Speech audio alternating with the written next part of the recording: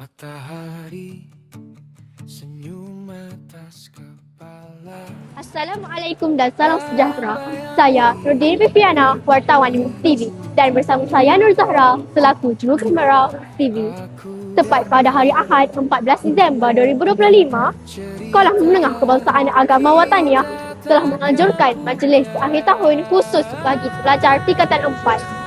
Majlis ini dianjurkan bertujuan untuk mengeratkan hubungan silaturahim antara warga sekolah.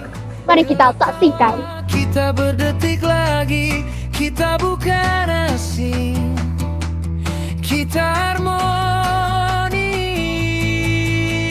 kawan selamanya sampai ujung dunia, kau dan aku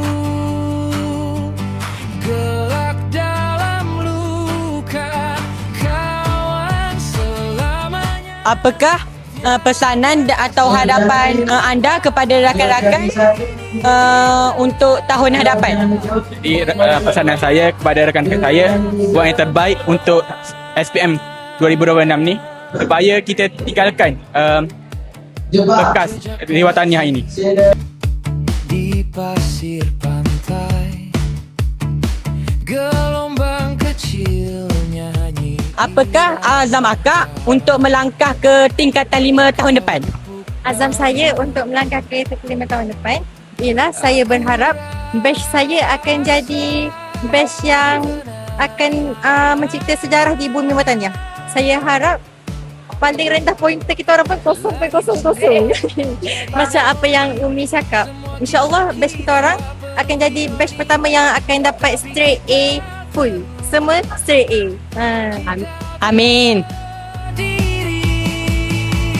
Kawan selamanya sampai ujung dunia, kau dan aku